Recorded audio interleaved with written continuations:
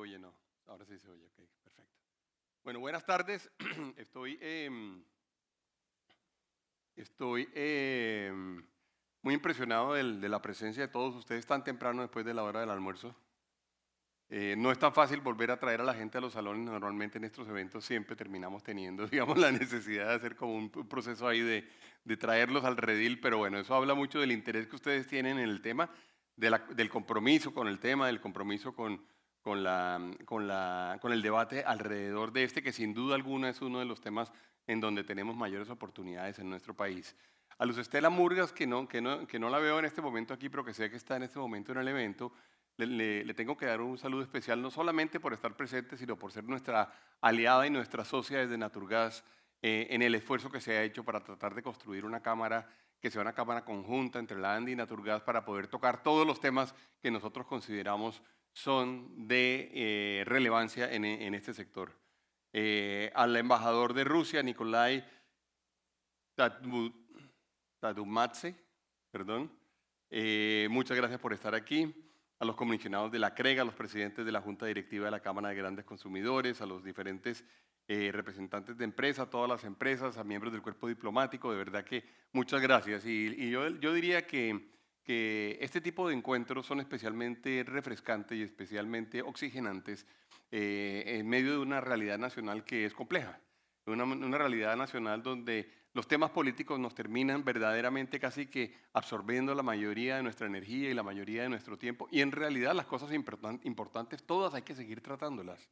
Es muy interesante lo que sucede a veces en las redes sociales, es muy interesante lo que sucede a veces eventualmente en el foro de lo político, pero hay que decir que el mundo sigue andando.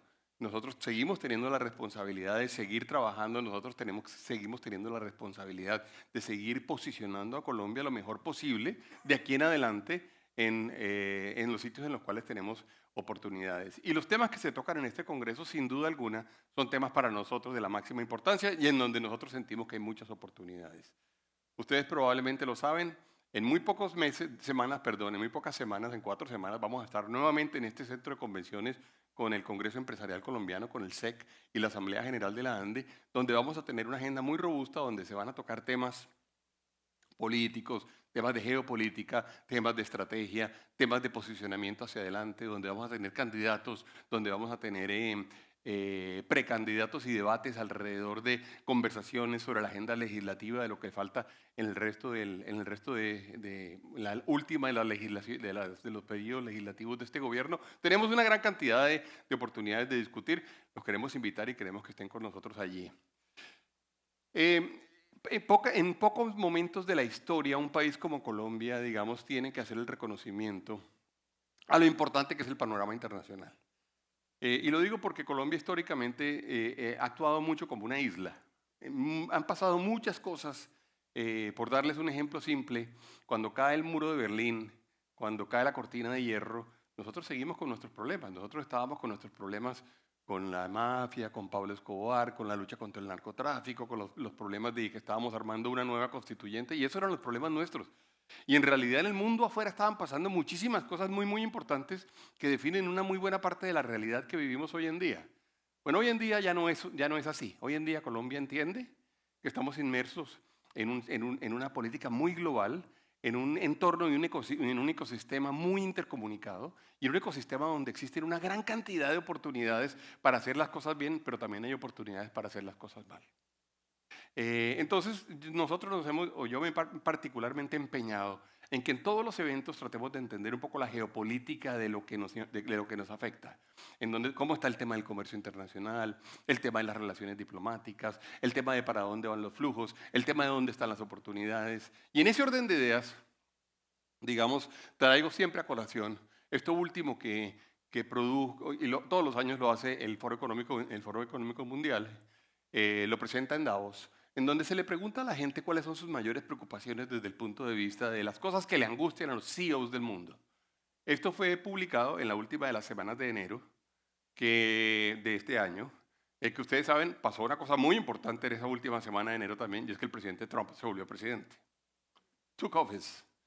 Eso sucedió el 20 de enero. Bueno, en ese momento En ese instante, cuando todavía pues, teníamos algunas señales de qué iba a suceder en el mundo y de cómo se iba a comportar el presidente Trump, en ese momento se le pregunta, digamos, durante las semanas anteriores a los CEOs del mundo y responden esto cuando se les pregunta, ¿cuáles son los riesgos que a usted más le preocupan? Y la gente, lo primero que saca a relucir es el tema del escalamiento de los conflictos interestatales. Es verdad. Si algo le está pasando en este momento al mundo, es que estamos llenos de conflictos bélicos muy preocupantes. Algunos de ellos, el susto grande siempre es que escalen los conflictos, que el conflicto se vuelva más grande. Que, vieron lo de Irán, ¿no? Vieron lo de Pakistán con la India. Y resulta que el Pakistán y la India, los dos tienen supuestamente armas nucleares. Y uno dice, estos dos países peleando en este momento de la vida. O la conversación, digamos, no tan amable entre Israel e Irán, o entre Israel y el Líbano, o entre Israel y Palestina. Y ya vimos lo que sucedió con Siria anoche, lo vieron, que bombardearon el sur de Siria. En realidad es un momento de altísima tensión. Y yo les digo algo, hay inclusive en este momento mediciones que nos dicen muy probablemente estos años, el año 2023, el año 2024, este año 2025, sean los años más violentos desde el punto de vista de conflictos armados entre países después de la Segunda Guerra Mundial. Había un estimativo, digamos, para el año pasado que decía que había cerca de 59 conflictos importantes interestatales que podían de alguna forma escalar y volverse una guerra más grande. Por supuesto, la conversación tan difícil entre Ucrania y Rusia y que tantas implicaciones ha tenido, digamos, en términos del mundo energético, en términos, en términos de Europa, en términos de las sanciones que se decidieron tomar en contra de Rusia, que yo, por cierto, digo, es una forma también civilizada, digamos, de enfrentarse cuando hay conflictos grandes. Por lo menos no hay muertos, digamos. Si hay sanciones económicas, qué bueno que son sanciones económicas y qué bueno que no son, en realidad, agresiones militares. Es una forma, digamos, de lo que se inventó de alguna forma el planeta después del año 1948, cuando creó las Naciones Unidas realmente como mecanismo para poder discutir los mayores conflictos bélicos. Y ese es el primero. El segundo, los temas de clima son evidentes. Este número 2 y el número 7, digamos, tienen que ver con los temas de clima, que tienen que ver mucho con lo que nosotros hablamos aquí. Porque parte de lo que nosotros estamos planteando en estas conversaciones es qué podemos nosotros hacer desde el mundo empresarial para tratar de contribuir muy efectivamente a la reducción del impacto de los gases de efecto invernadero, al CO2 que se envía a la atmósfera y cómo logramos nosotros rápidamente, ojalá, poder revertir esta tendencia tan preocupante que nos tiene que angustiar a todos respecto del calentamiento global. Luego está la confrontación geoeconómica, que ya en ese momento, fíjense ustedes que estaba muy desposada, quizá porque ya había habido un primer gobierno de Donald Trump, que Donald Trump se había enfrentado a China, especialmente cuando le había planteado a Xi Jinping, digamos, la idea de que deberían balancear las cargas, que luego, por cierto, Biden no reversa. Biden básicamente lo que hace es mantener la mayoría de las medidas que había planteado Donald Trump en su primer gobierno desde el punto de vista geoeconómico. Pero que claro, hoy en día cuando vemos lo que sucede, cuando vemos la conversación, por ejemplo, de lo que sucedió ayer o anteayer, o de la carta que le mandó el gobierno de los Estados Unidos al gobierno brasilero, alrededor de una conversación que uno pensaba que era solamente de comercio, y no fue solamente de comercio, le terminan diciendo que, pilas con el juicio del expresidente Bolsonaro. Y esa no es una conversación menor. Es decir, estamos teniendo de alguna forma enfrentamientos, o cuando el día 26 de enero Colombia decide que devuelve, o el presidente de Colombia a las 3:41 de la mañana decide devolver los aviones, recordarán ustedes, y en ese momento la reacción, listo, ahí tienen 25% de aranceles. Cuando eso sucede, realmente lo que tiene uno es un comercio que se está verdaderamente mezclando mucho con la conversación de confrontaciones entre países. Ahora, ¿esto le sorprende a uno? Yo les diría que nos sorprende hoy día, pero no nos debería sorprender. Las tres principales razones por las cuales ha habido guerras históricamente en el mundo son por la tierra, cuando alguien llega e invade otro país, cuando él llegue le corre la cerca a otro país, cuando él llegue y eventualmente se toma un territorio, se toma unas facilidades económicas. La segunda son los temas religiosos y la tercera es el comercio.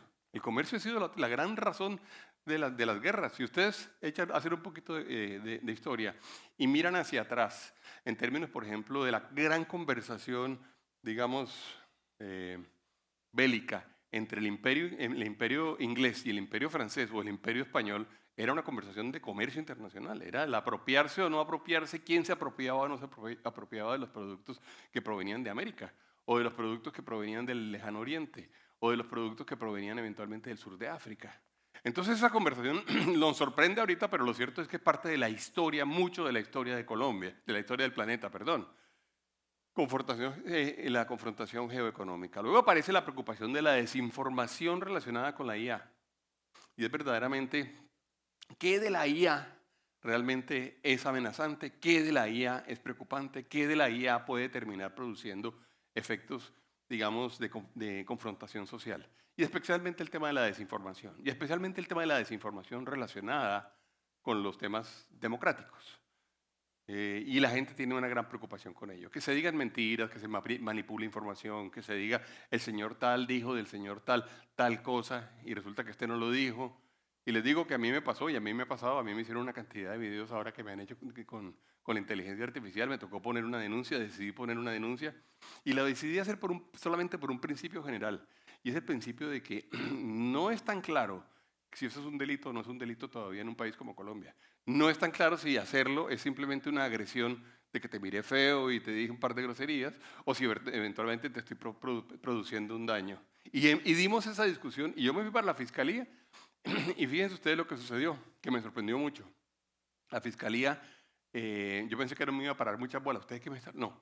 Resulta que se armó una pelea gigantesca por ver cuál dos, digamos, áreas distintas de la fiscalía lograba tomar el caso. Lo querían.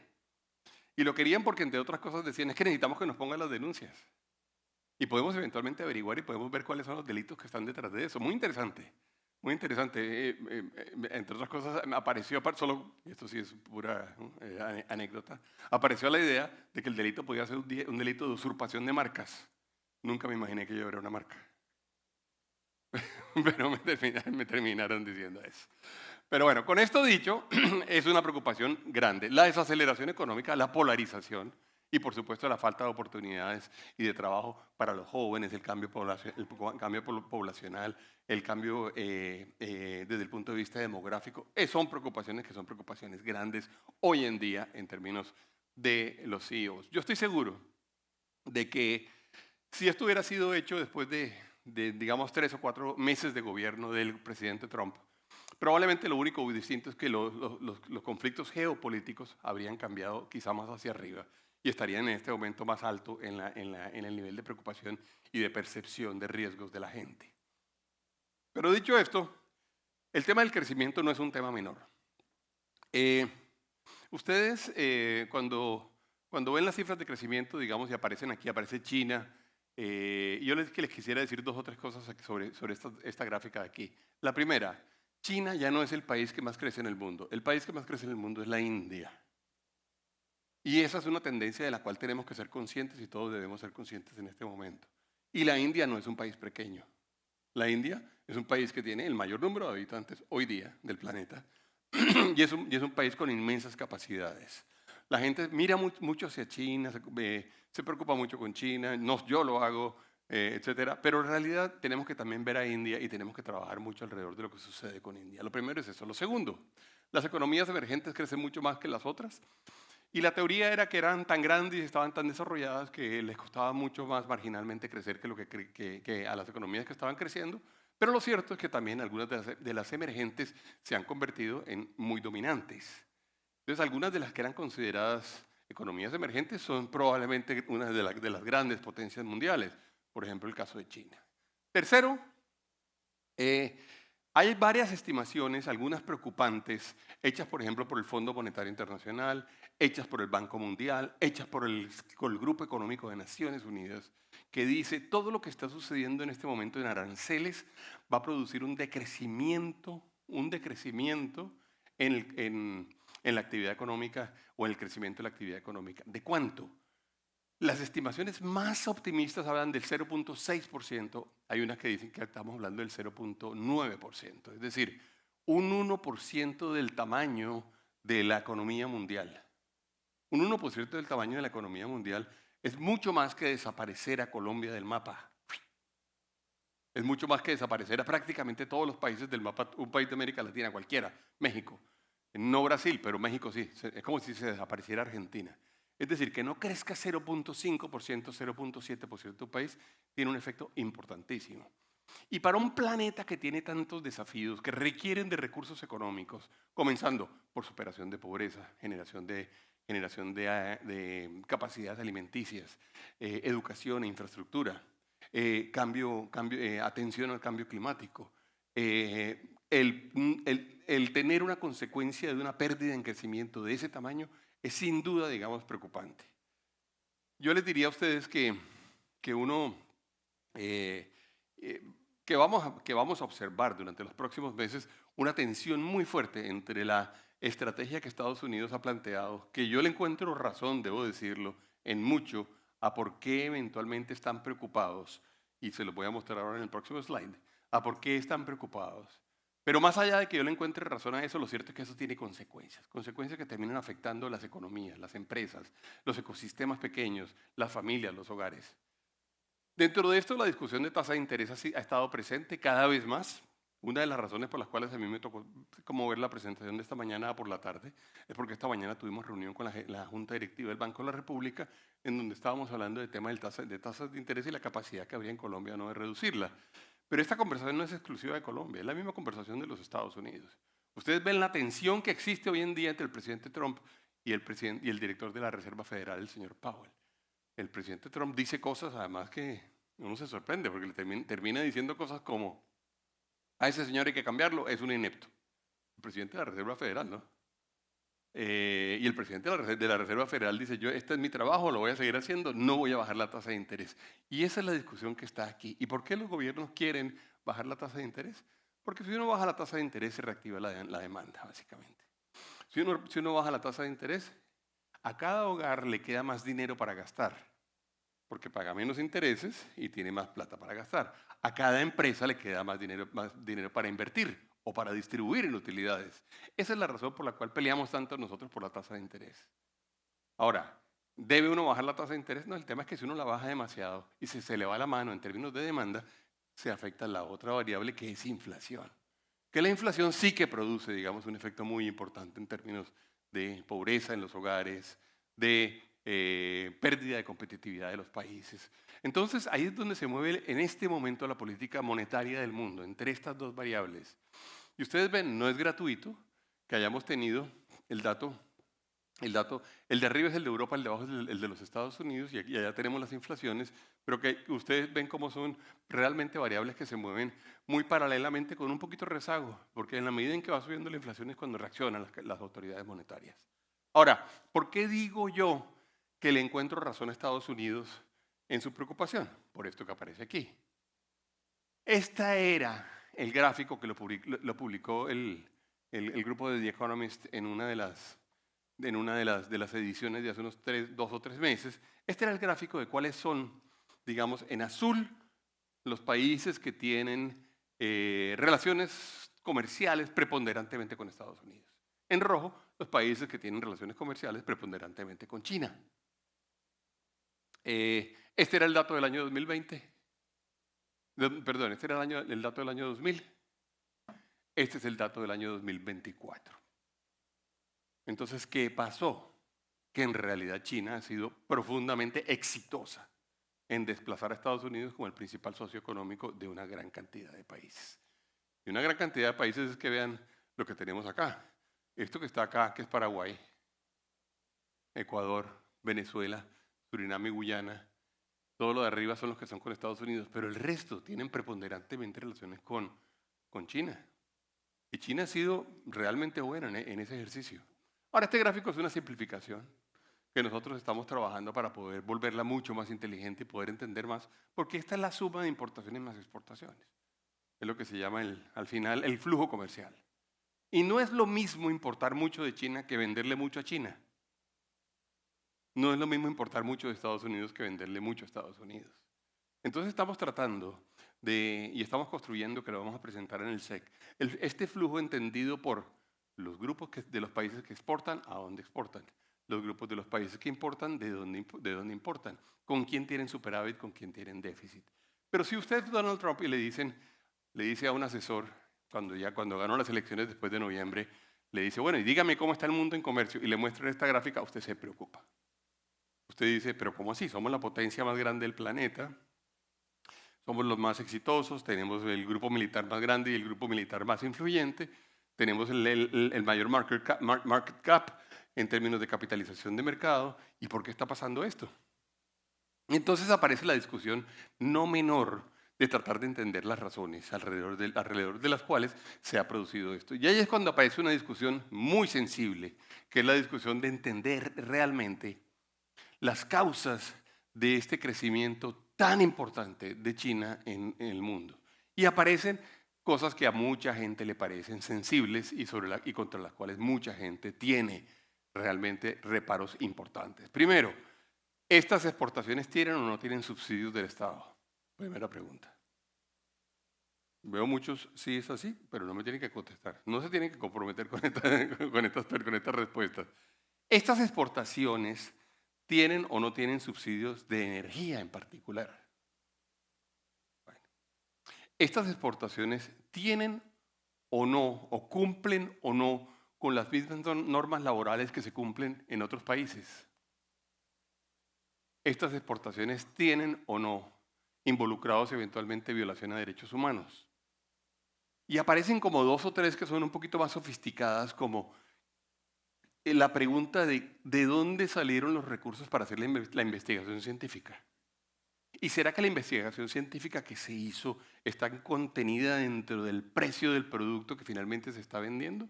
¿O será que efectivamente hay una especie de dumping científico y de dumping de investigación que está en el producto de aquí hacia acá? Y yo les digo una cosa, si yo tuviera los recursos del gobierno chino y yo estuviera al frente de China, yo le hacía un gran subsidio a la investigación científica. Yo creo que eso es una decisión correcta, pero no hay la menor duda de que termina generando, digamos, un roce importante y una ventaja competitiva muy fuerte frente a países como los nuestros. Y luego aparece otra pregunta, que es la última, y es, ¿será que los productos se venden en condiciones de transparencia comercial y que no hay ningún tipo de dumping? Cuando usted se plantea esas 6 preguntas, el presidente de los Estados Unidos dice, ¿y cómo crecieron? Y entonces le dice, pues crecieron, entre otras, porque nuestras fábricas se fueron para allá. ¿Y dónde venden? Pues venden acá. ¿Y dónde está la mayor capacidad de producir valor agregado? En su venta hacia acá. Y en un momento dado se dieron cuenta de que la capacidad de tener acceso o no al mercado era al final una herramienta importantísima de negociación. Y eso es lo que ha hecho que al final, y entonces por eso el presidente Trump, se lo han visto decir, habla de tariffs, tariffs, tariffs, dice él, y entonces dice how beautiful they are, y termina siempre refiriéndose a ellos como una herramienta de negociación. Ahora, ¿qué está pasando? Que estamos en el momento más convulsionado realmente de esta reflexión y de estas acciones. Y nadie sabe realmente qué va a pasar el 1 de agosto. Y de pronto, mientras estamos aquí, están escribiéndole la carta a Colombia. Y yo puedo hacer, si quieren, entre ustedes, podemos hacer una polla para que digamos cómo va a quedar esa carta. Pero con compromiso, pagamos, ¿no? Con plata. ¿Cómo va a quedar esa carta? Estoy seguro que nadie tiene seguridad en este momento de cómo va a quedar la carta. A ustedes les dicen que a Brasil se la pusieron 30% por esto, a México no sé cuánto, a Inglaterra con quien habían negociado, a China, a Rusia. Cuando usted mira eso, usted en realidad lo que tiene es un momento de inmensa incertidumbre alrededor de para dónde vamos. Ahora, ¿por qué es tan importante esto para nosotros hoy en día? Porque no es fácil tomar decisiones de inversión. Porque no sabemos, yo no sé si ustedes recuerdan cuando salió la primera versión el día 2 de abril del listado de dónde estaba Vietnam, dónde estaba Colombia. Entonces una cantidad de colombianos dijimos, no, pero nos fue súper bien porque a Vietnam le pusieron el 48. Y esa sí que va a ser una oportunidad para nearshoring. Porque lo que se producía en Vietnam se viene para acá. Nos van a montar las plantas acá y le van a poder vender con una diferencia de 38 puntos, 38.5 puntos de diferencia de arancel, lo recordarán. Bueno, pero ¿quién mueve una planta de Vietnam hacia Colombia con esta volatilidad? Cuando aparece una carta al día siguiente, cuando se aplaza para el 1 de agosto una cosa, cuando se aplaza para el 1 de mayo la otra, uno no tiene en este momento elementos de juicio para tomar decisiones de largo plazo. Entonces lo que digo, estamos lejanos de tener una situación estable sobre la cual tomar decisiones. Lejanos. y vamos a tener que esperar un poco y va a ser muy, creo yo, estresante este periodo dentro del cual, porque luego aparecerán también las posibles retaliaciones, ya lo dijo el presidente Lula, las posibles retaliaciones que dijo, yo voy a poner unos aranceles recíprocos. Y para Estados Unidos eso debe ser importante, porque Brasil es el principal comprador de Estados Unidos en América Latina. O sea, no es una cosa menor. Bueno. Con eso dicho, la situación nuestra en lo económico está marcada por varios hechos que yo quiero mencionar. Un hecho importantísimo, el tema del crecimiento económico. No estamos creciendo a las tasas que deberíamos crecer y no estamos creciendo a las tasas que tenemos la oportunidad de crecer y las que sacan a Colombia del estado actual. El crecimiento que tenemos hoy en día es súper vegetativo. En realidad, aquí estamos en niveles muy parecidos después del año 2023, niveles muy parecidos en promedio al 1.7%. Eso no es suficiente. Ustedes recordarán, no sé si lo recuerdan, en el año 2016, el año 2017, se decía que el crecimiento potencial de una economía como la colombiana era el 4.5%. Eso decía el Banco de la República. Decía, si nosotros hacemos las cosas más o menos bien, vamos a crecer un poquito más del 4.5, un poquito menos del 4.5, pero Colombia está sobre una carrilera en hierro que nos va a permitir movernos allá alrededor del 4.5%. Bueno, eso ya no es una realidad. Y todos sabemos que si no crecemos a tasas altas, no vamos a poder superar muchas de las limitaciones que tenemos. Algunas de ellas estructurales, como por ejemplo infraestructura. Algunas de ellas estructurales, como por ejemplo la capacidad que tengamos de dar una muy buena educación a nuestra gente. Otras de ellos también menos estructurales y más coyunturales, como pagar el déficit fiscal que se está construyendo en este momento, que no es menor. Colombia tiene un reto gigantesco en términos de déficit fiscal. Esto ha hecho, entre las incertidumbres externas y las nuestras, que nosotros hayamos... voy a terminar de decir un par de cosas acá. El crecimiento adicionalmente se ha dado en sectores que no son los sectores sólidos y base y pilares de la economía. Los sectores pilares de la economía han sido pues, servicios públicos, energía, gas y demás, construcción, minería, hidrocarburos e industria. Ustedes lo ven allí, 1.4%. El único de los sectores pilares de crecimiento de la industria que ha crecido verdaderamente es la agroindustria y el sector agropecuario. Esto se debe específicamente a yo le decía esta mañana en la reunión del Banco de la República, a un hecho de verdad providencial, y fue el hecho de que afortunadamente esta situación que no ha sido fácil para nuestra economía nos ha acompañado de tres hechos principales. Primero, precios del petróleo que afortunadamente han estado altos, no son los de $100, pero son precios altos sin duda. Primer punto. Segundo punto, remesas que recibe Colombia, que son importantísimas, ya lo vamos a ver, son cerca de $1.000 millones al mes que recibe Colombia en remesas. Y el café. Colombia tuvo un crecimiento del primer trimestre del año de su industria cafetera del 32%. Y afortunadamente coincidieron dos cosas. Coincidieron los precios altos del café con unas cosechas buenas. Y no es lo mismo vender mucho café muy barato que vender mucho café muy caro. Tampoco es lo mismo vender un poquito de café caro que lograr que las dos variables estén simultáneamente sincronizadas. Y a Colombia le sucedió que sí.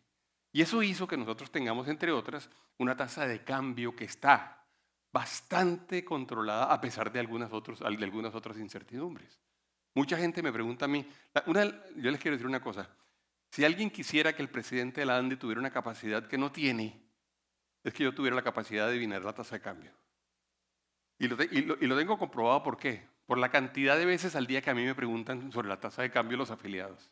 ¿Y tú cómo crees que termina el año? ¿Y cómo terminará el mes? ¿Y qué efectos tendrá sobre la tasa de cambio? Para que lo sepan, no tengo ni idea. No me pregunten eso, por favor. Pero uno lo que sí sabe es que hay una serie de hechos concretos que eventualmente sí le permiten y le generan presión, digamos, a la tasa de cambio. Y esos tres que les mencioné, precios del petróleo, remesas y el tema del café, le generan una liberación especial a la tensión de la tasa de cambio. Ahora les voy a hablar de otra que es muy particular, que es un crédito, un swap de un crédito que estaba en francos suizos y que está convertido a dólares, que son $10.000 millones que en algún momento van a entrar a la economía relativamente pronto. Y mucha gente está como a la espera de que entren esos $10.000 millones. Bueno, pues tenemos esto que tenemos acá, de manera que es una pregunta que tenemos que hacer y una pregunta en donde tenemos una oportunidad para resolver. Bueno, dicho esto, esta gráfica que parece un electrocardiograma, esta de acá, habla de cuál es el margen sobre los bonos del Tesoro americano que le cobran a los bonos emitidos por cada país. Entonces, de alguna forma es como el mejor proxy medible del riesgo país. Entonces la gente dice, los bonos del Tesoro americano están pagando 2%. Entonces vamos a los mercados y le decimos, sí, pero yo no soy Estados Unidos, soy Colombia. Ah, bueno, a ti te cobro 200 puntos básicos sobre el Tesoro americano. Eso es lo que hay allí. Y de hecho comenzamos en julio del año 2021, no me quedaron aquí este eje, pero el dato que tiene Colombia ya en el eje vertical, en la línea amarilla, que es la de Colombia, es que Colombia estaba pagando alrededor de 250 puntos básicos más que los bonos del Tesoro americano. Históricamente, nosotros habíamos estado muy parecidos a Perú y a Chile. En los últimos 15 años, 20 años, tenemos momentos de 90 puntos básicos, 0.9% más que los bonos del Tesoro americano. 100 puntos básicos, 1% más que los bonos del Tesoro americano. Bueno, esos son un poquito más de 200. Y allí estábamos. Y estábamos en un nivel muy parecido al de Brasil, véanlo. Brasil es el que aparece en la línea aguamarina. Y estábamos definitivamente por debajo de México, y los dos de abajo son Chile y Perú.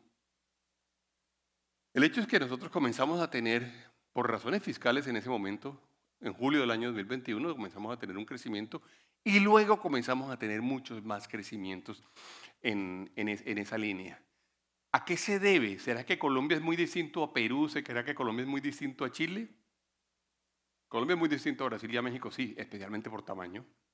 Pero no es tan distinto a esos otros dos países. ¿Y por qué estamos tan por encima? Y la mayoría de las interpretaciones tienen que ver con los temas de política pública. ¿En qué sentido? En términos de regulación que cambia, de regulación inestable, de dudas que se generan. Este pico que aparece arriba, que coincide con 500 puntos básicos, pasamos de 200 a 500, ese dato que está ahí es octubre del año 2022, fue el día que el presidente sacó un trino en donde dijo, ya que están haciendo una reforma tributaria, ¿por qué no piensan en ponerle un impuesto del 10% a las remesas de la plata que sale de Colombia? Ese día el presidente puso ese trino, el ministro Campo, yo me imagino que sufrió un shock increíble porque después sacó como 50 trinos diciendo eso no va a pasar, no se preocupen, eso no va a suceder, Colombia no lo va a hacer. Pero ese día nos fuimos allá arriba.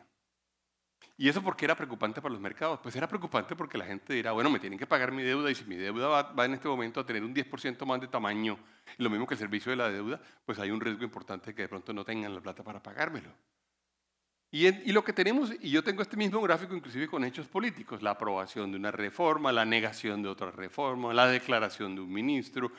Muy importante en esta gráfica, el momento en el cual Colombia renuncia a hacer nuevos contratos de exploración petrolera. Porque realmente fue el momento en el cual Colombia se despegó, digamos, de los otros países, porque no hay duda, Colombia tiene, y ha sido para Colombia muy importante, una fuente de ingresos muy relevante en los hidrocarburos y en la minería. Representan básicamente la mitad de lo que nosotros recibimos en términos de exportaciones. Entonces, cuando uno dice, ese rubro que está ahí, yo no voy a seguir alimentándolo, ni voy a seguir creciendo.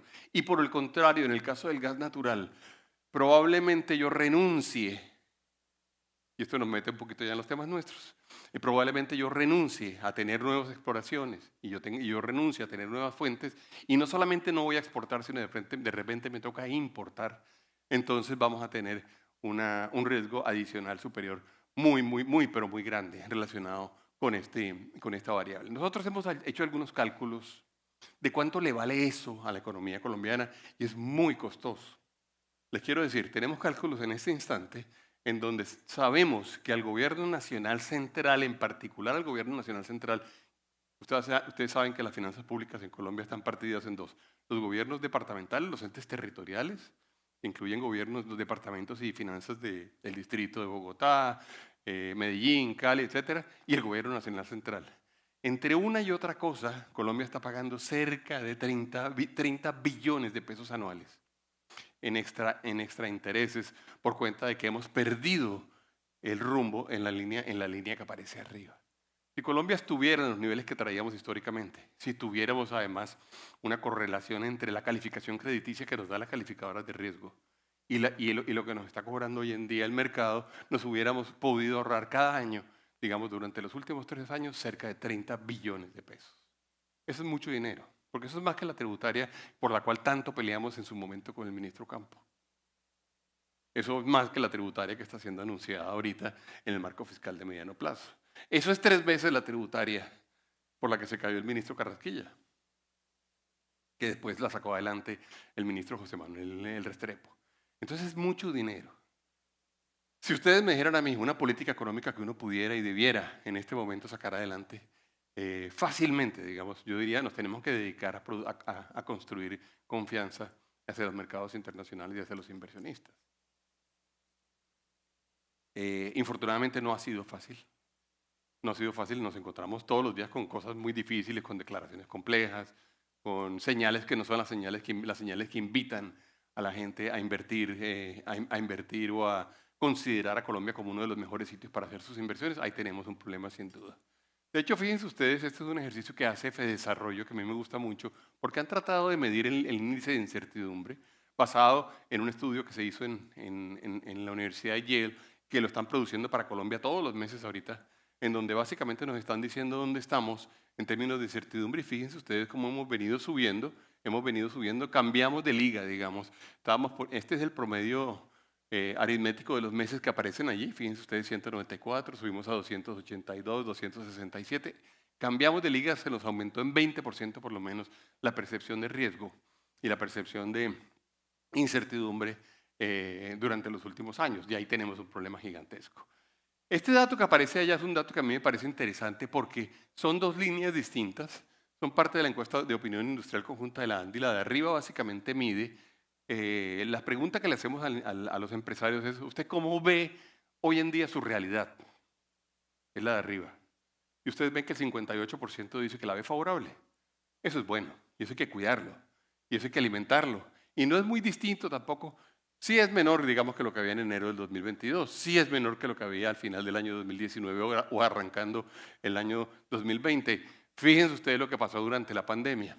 La pregunta de abajo es diferente. La pregunta de abajo es, ¿usted cómo percibe el futuro? Repito, la primera pregunta, ¿usted cómo se ve hoy? La segunda, ¿usted cómo percibe el futuro? Y cómo percibe el futuro, estamos hablando solo del 35%, que lo ve como favorable. Y yo diría, ahí tenemos una oportunidad grande. Fíjense ustedes que en el año 2020 y el año 2021 tuvimos una especie de boom, digamos, en términos de percepción, aquí relacionado probablemente, sin duda, con la recuperación que se produjo después de la pandemia. Antes del 2014, veníamos con niveles también superiores. Hoy en día estamos en el 35%. Ahí hay una oportunidad inmensa para tratar de hacer las cosas mejor. Luego la inversión ha caído. Y yo lo que quisiera decir en este momento es, este sector en particular, esta discusión y este debate que estamos dando aquí, es muy especial porque aquí no estamos hablando de mantener las cifras históricas, aquí no estamos hablando de mantener el statu quo, aquí no estamos hablando de hagamos las cosas para que todo siga igual, aquí estamos hablando de qué es lo que tenemos que hacer para invertir. Esto, en últimas, es un foro de inversión. Es un foro donde todos decimos dónde están las oportunidades, qué tan buena es la oportunidad, dónde tenemos un espacio, cómo lo podemos hacer.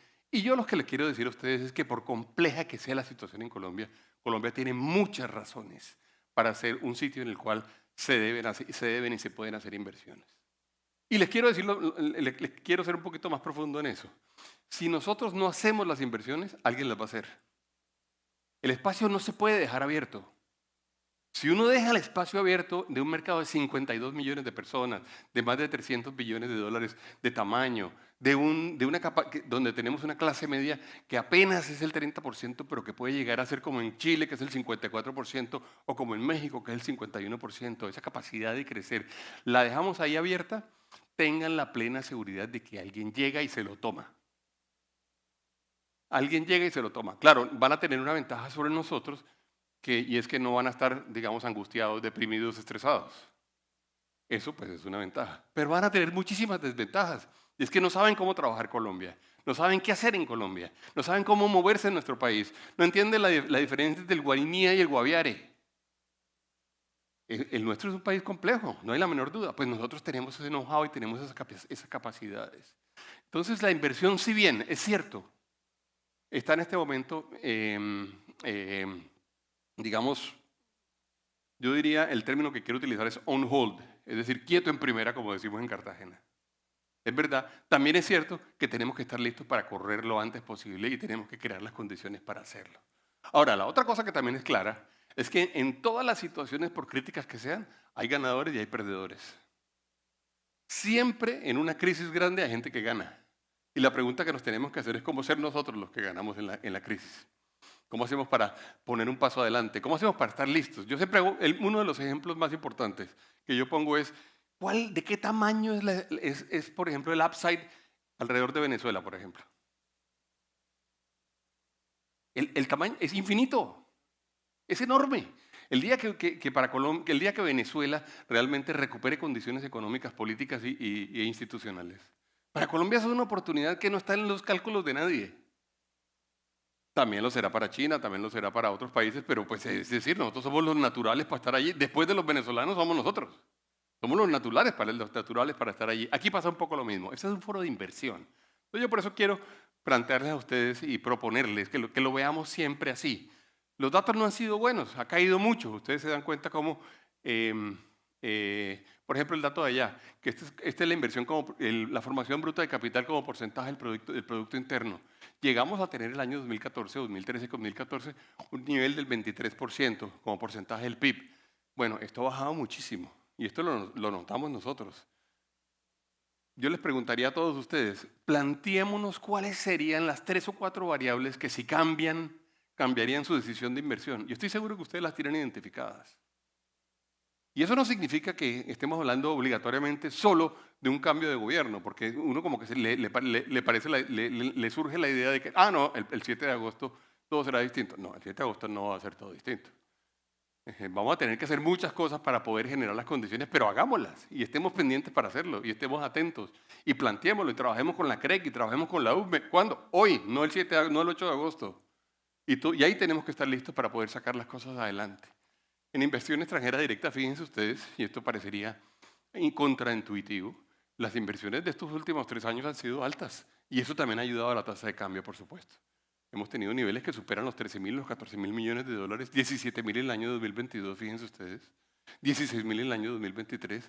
Y estos son los datos por quarters, es decir, aquí tenemos la suma de estos dos, nos da cerca de 6.700 o 6.800 millones de dólares durante el primero y el segundo, la suma, digamos, del primer semestre del año. Cuando le preguntamos a las empresas cuál es su objetivo en términos de proyectos de inversión, le preguntamos muchas cosas. Una es si está activo o no está activo o si está aplazado o no está aplazado. Fíjense ustedes lo interesante. Esta barrita que está acá, digamos la que parece como color rojo, ahí podemos discutir también 2 horas de qué color es la barrita. Durante la pandemia, solamente el 24.8% de los proyectos ya identificados estaban activos. Se aplazaron muchísimos y se cancelaron algunos otros, fíjense ustedes. Aplazado 40.3%. Después, a partir del año 2021, subimos al 52, al 56. Y luego, en el año 2023 y 2024, hemos tenido datos relativamente bajos, 46 y 44. Bueno, la buena noticia es que esto volvió a subir al 50. La buena noticia es que esto volvió a subir al 50 y que el aplazamiento pasó de ser el 15.8% a ser el 7.6%. ¿Cuándo se van a presentar los resultados? Como en todo, dependerá de la madurez del tipo de industria, cuánto se demora cada industria, digamos, en poder presentar resultados. ¿En qué? Y ahí tienen ustedes como las condiciones. Objetivo del proyecto. Entonces, lo que más marcan es modernización tecnológica, ensanche de planta el 40%, reposición de equipo. ¿Para qué? Para ampliación de capacidades, adquisición y mejora de planta y equipo, nuevas líneas de producción. ¿Y qué dificultades hay? La demanda ha sido percibida como una dificultad grande, el flujo de caja también, y esto se va a agravar Ahora, por ejemplo, con el tema del anticipo del impuesto de renta que vamos a tener que pagar, que le va a chupar 7 billones de pesos a la economía. Incertidumbre política es el tercer punto, lo cual no es bueno. Incertidumbre económica el 16.8%. Y voy a hablar solamente un tema sobre esto. El tema laboral, claro, está además en boga. Ayer entró en vigencia, digamos, una parte importante de la reforma laboral. También entró en vigencia, digamos, la reducción de la jornada a 44 horas semanales. Pero yo quizá lo que quisiera decirles es, vea, todas las discusiones que nosotros damos en Colombia son importantes en lo laboral, pero ninguna es más importante que el tamaño de la informalidad versus la formalidad. Esa es la discusión grande. Y yo quiero de verdad, ojalá lograr que cuando conversemos de temas laborales hablemos de los temas informales. Entre otras cosas, porque la gran discusión de las reformas laborales, en donde el presidente me dijo una cantidad de barbaridades y yo traté de no decirle barbaridades de vuelta, y el presidente de la CUT me dijo unas cosas y nuestro amigo del abuso nos dijo otras. Esa discusión es una discusión que se refiere solamente al pequeño universo de arriba, es decir, de los trabajadores formales. En realidad, los trabajadores formales son un grupo relativamente pequeño de colombianos, es el 20% de los colombianos.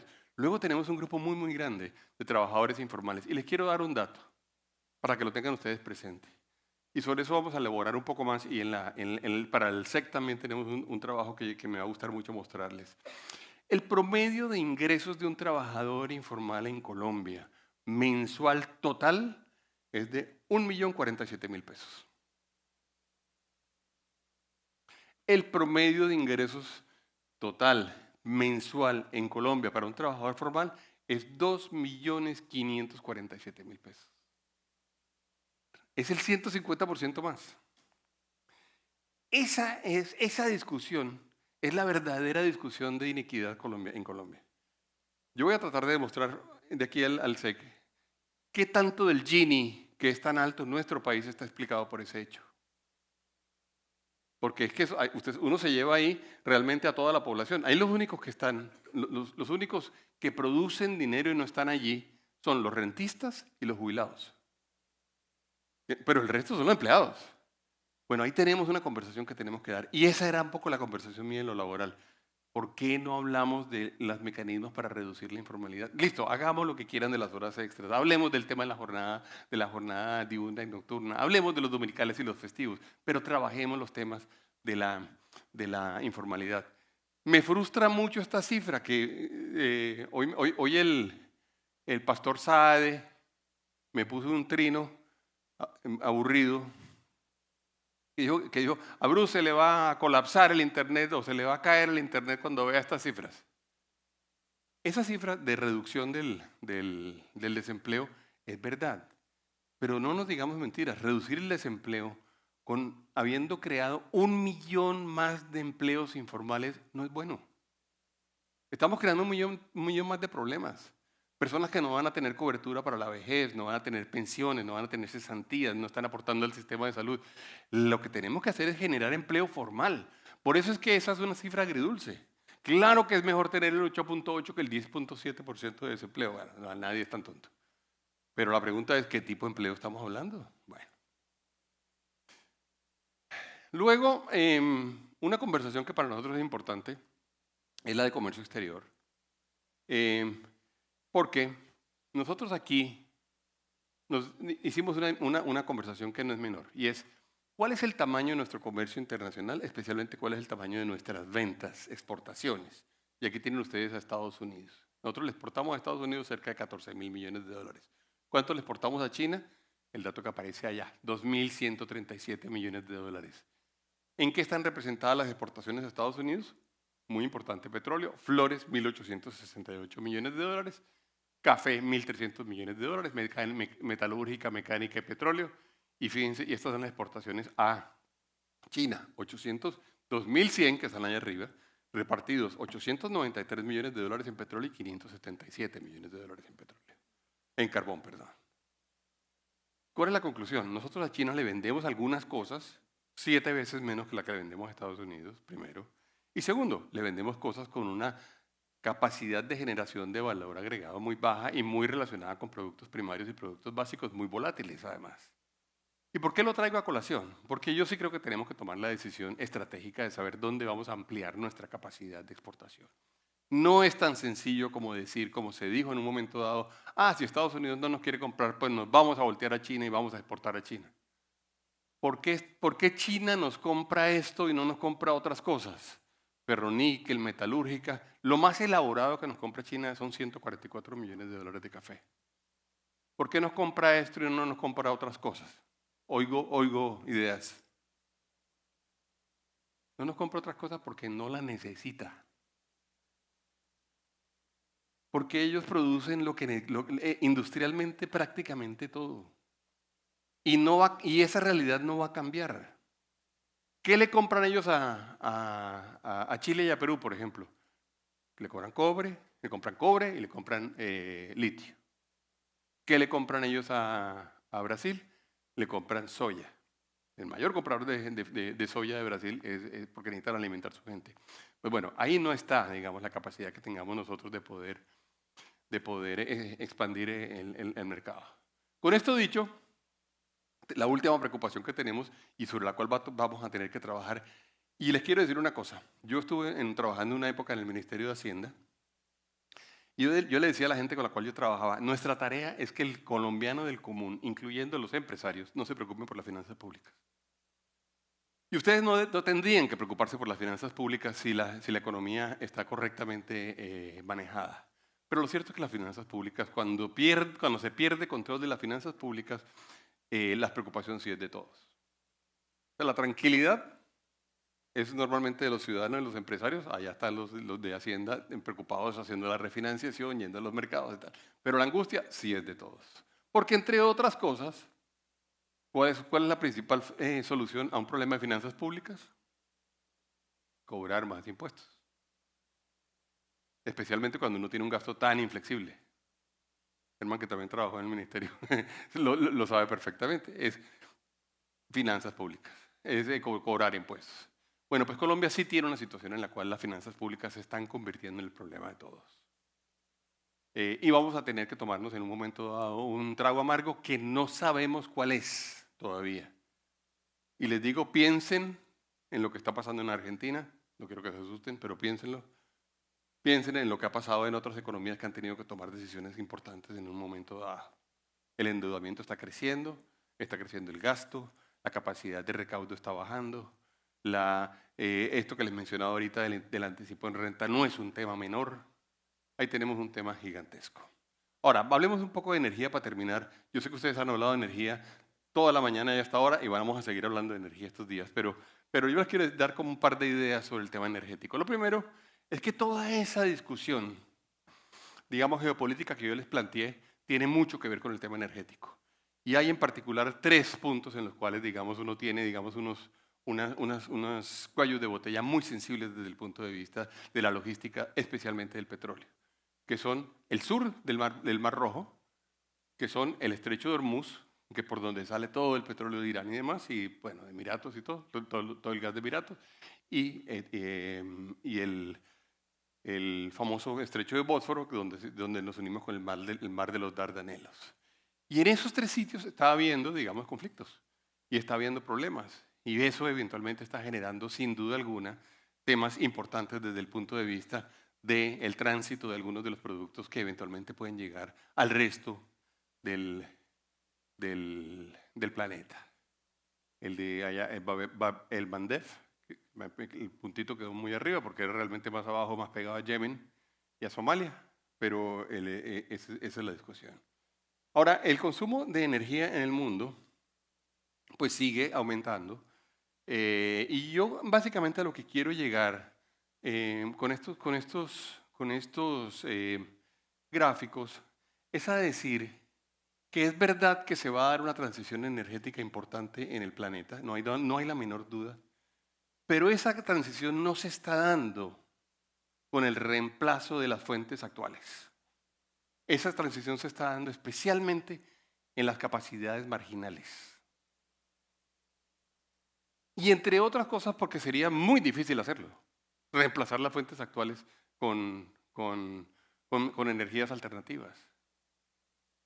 Pero lo que hay que decir es que las necesidades son muy crecientes y que sí se van a presentar, digamos, sin duda alguna, una gran cantidad de oportunidades en términos de posibilidad. Aquí voy a mostrar acá. Aquí están los datos, vean ustedes los datos de energía. Efectivamente, la energía sí está creciendo. Fíjense ustedes las renovables que aparecen allá en amarillo, cómo son importantes para un país como China, y aquí estamos hablando de las capacidades, la variación, digamos, porcentual. Fíjense en India, les hablaba yo a ustedes, debemos volvernos un poco más especialistas en India de lo que estamos siendo todos. Hay que entender mucho mejor a India y hay que saber mucho más de lo que está sucediendo en India. Fíjense ustedes el dato que aparece allá. La electricidad lidera el aumento energético global, creciendo casi el doble del PIB, impulsada por electrificación, climatización, ante olas de calor y digitalización. Las renovables han aportado la mayor parte de esta nueva oferta. Y esto va a seguir siendo así. Pero ese mercado, solo ese mercado, es un mercado muy, muy importante. Aquí de alguna forma está un poco lo mismo que mencionaba yo ahorita. Se sigue presentando sin duda alguna, digamos, no una dependencia, o una dependencia importantísima de los fósiles y va a seguir siendo de esa forma. Negarlo no es inteligente. No vamos a lograr nada alejándonos nosotros de los hidrocarburos y del petróleo. No lo vamos a lograr. Eso no va a cambiar el planeta, eso no va a cambiar el mundo. Lo que sí vamos a terminar haciendo nosotros es alejándonos de una realidad que tenemos. Colombia va a tener que dar una discusión pronto alrededor de este tema. Y yo les quiero decir una cosa. Esta es una conversación que hemos tenido con Felipe en el pasado en varias ocasiones. Yo creo, y me pueden chiflar si quieren, pueden hacerme gestos, lo que quieran, pero yo creo que Colombia tiene que volver a pensar en el fracking. No pensar en el fracking es un inmenso error. Colombia se había inventado un método de conocimiento, un método de toma de decisión súper sofisticado, bien pensado, donde dijo, si hay tanta gente preocupada por los posibles efectos del fracking y no hemos sido capaces con la teoría, solo con la teoría, de demostrar si son reales o no son reales, hagamos la prueba. Hagamos la prueba y hagámosla en chiquito y tratemos de entender en realidad cuáles son esos efectos y dejemos de especular. Y para eso era el tema de los proyectos piloto. Y paramos en la mitad de la prueba. Y parar en la mitad de la prueba, en realidad lo que hizo fue quitarnos toda la posibilidad de ilustrarnos, quitarnos toda la posibilidad de tomar decisiones con información fidedigna, con información técnica. Pensémoslo porque es que el costo de no hacerlo es muy grande. Las decisiones de política pública, todas tienen beneficios y tienen costos. Ese es el papel de la persona que toma decisión de política pública. Tratar de analizar el costo y el beneficio. No hay nada gratis. Hacer una carretera va a tener un impacto, no hacerla tiene también un impacto. Hacer un metro tiene un impacto, no hacer un metro tiene un impacto. Hacer un aeropuerto, un puerto también. Bueno, aquí tenemos que tomar una decisión en ese sentido. No hacer algunos de los proyectos que uno pudiera hacer desde el punto de vista de los hidrocarburos tiene y nos está pasando una factura gigante. ¿Colombia puede o no puede pagar esa factura? Es la pregunta que nos tenemos que hacer. ¿Colombia puede o no puede pagar esa factura? La discusión de finanzas públicas que dimos ahorita pasa por obligatoriamente también pensar qué le está pasando al sector de hidrocarburos. Si nosotros tuviéramos un sector de hidrocarburos que hubiera seguido creciendo, ¿qué hubiera pasado? La discusión de la tasa de cambio pasa por el sector de hidrocarburos. La discusión de si tenemos o no que importar gas natural, y ahora lo vamos a ver, pasa por allí también. Es una conversación que yo les digo, yo sé que no es políticamente correcto decirlo, yo sé que a la gente no le gusta, digamos, entrar en terrenos en donde pueda ser criticado. Yo creo que Colombia hará lo correcto si Colombia vuelve a discutir el tema del fracking. Podemos llegar a la conclusión, y yo creo que deberíamos todos hacer ese pacto, de que si es inaceptable el costo del fracking, no lo hacemos. Eso, podemos llegar a esa conclusión. Listo, no, es un costo tan alto que es mejor no hacerlo. Pero tenemos que llegar a esa conclusión. Y no lo hacemos, porque es un costo demasiado alto. Pero ¿qué tal que no sea tan alto, como creemos muchos? ¿Qué tal que el costo sea un costo que verdaderamente podamos asumir y que nos compense los otros costos que estamos asumiendo? De manera que, bueno, me desvío un poco, pero lo quería plantear aquí. Me desvío, pero lo íbamos a decir más adelante. Y les quiero decir, bueno, aquí tenemos todo, esto lo conocen ustedes mejores que nosotros, el gas natural representa el 21%, el petróleo el 43%, está la oferta de energía, no es solamente generación eléctrica, sino es la oferta de energía completa, el transporte pesa mucho, pesa lo residencial y pesa la industria, y se van a sorprender porque la industria ha hecho unos esfuerzos grandes y cuando uno ve, por ejemplo, en términos de eficiencia, seguramente las mayores oportunidades van a estar en el primero y en el último, en transporte y en residencial. Este es el balance de la energía en Colombia. Esta es una realidad que tenemos que ver cómo vamos a solucionar y tiene que ver con lo que estábamos mencionando ahorita. Esto que nos parece tan angustioso que lo es, porque estamos muy en el límite del cruce de las curvas de oferta y demanda, también es una inmensa oportunidad. Yo tuve la oportunidad de presentarle a inversionistas en Washington hace poco. Estaban mirando a Colombia y les decía, no tengan la menor duda, Colombia va a tener que hacer grandes inversiones en energía en los próximos años. Lo vamos a tener que hacer. La pregunta casi que yo planteo es, ¿vamos a tenerlo que hacer ante qué? ¿Ante la preocupación técnica nuestra o ante eventos, digamos, como los que tuvo que vivir Ecuador? Esa es la pregunta que tenemos que hacer. Y ¿hasta dónde llegamos y qué esperamos? ¿Esperamos a llegar a lo de Ecuador o será que tomamos las medidas ya? Y mi propuesta es tomemos las medidas de una. No tenemos que llegar al apagón del Ecuador. Los que hayan ido a Ecuador últimamente y les haya tocado, o el año pasado, y les haya tocado los apagones de 12 días, perdón. Ese es un golpe muy duro para la economía. Yo lo comparaba realmente con la pandemia. Yo decía, esto es como la pandemia. Este se la paga. No podemos llegar a esos niveles y no deberíamos llegar a esos niveles.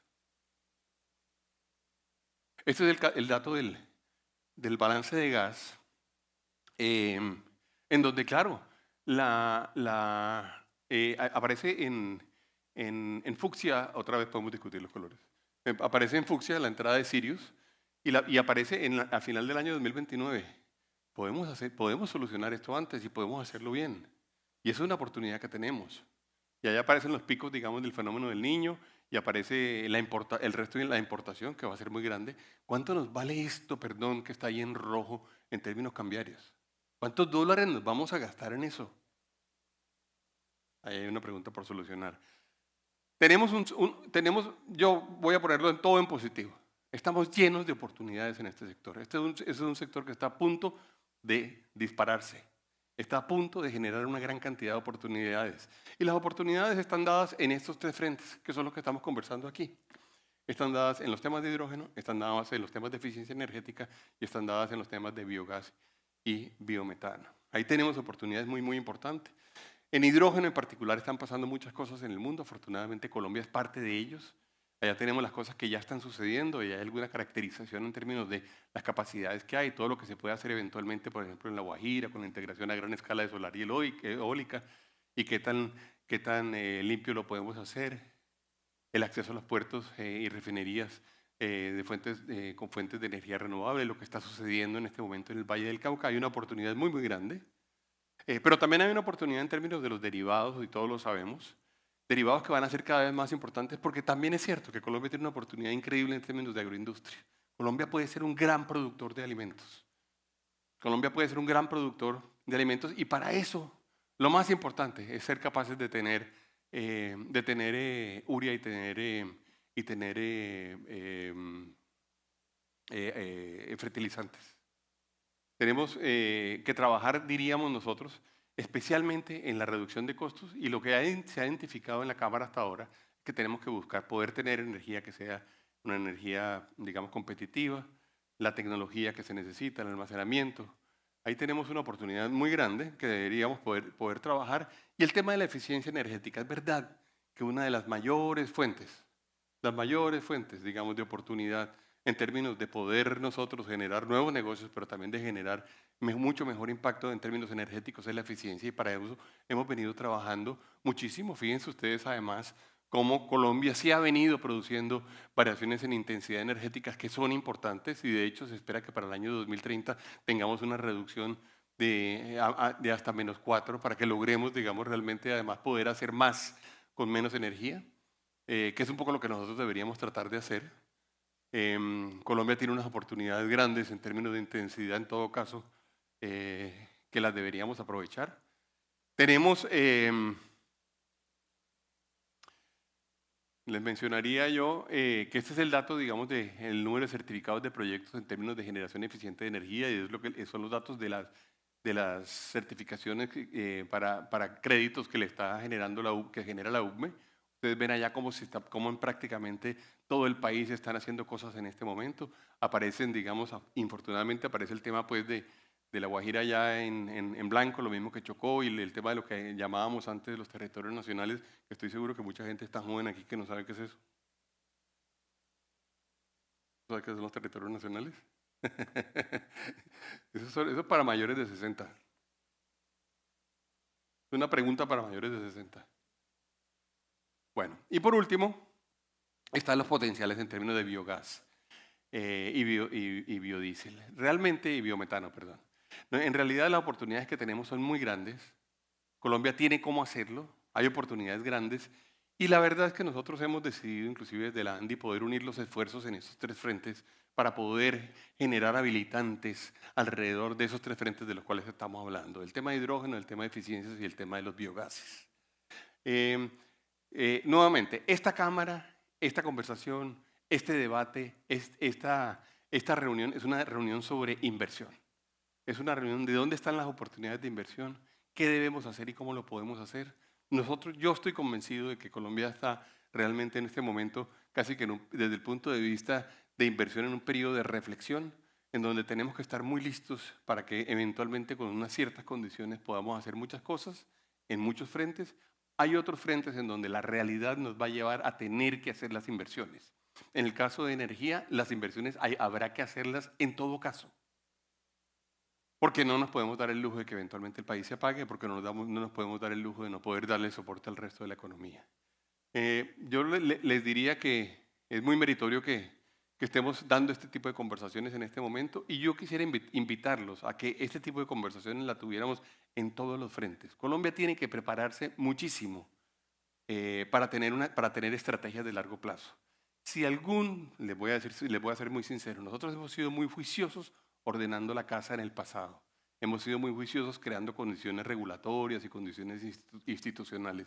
Pero a nosotros nos ha faltado aprender de poder sacar y poder construir estrategias de largo plazo que nos permitan generar crecimiento y generar desarrollo.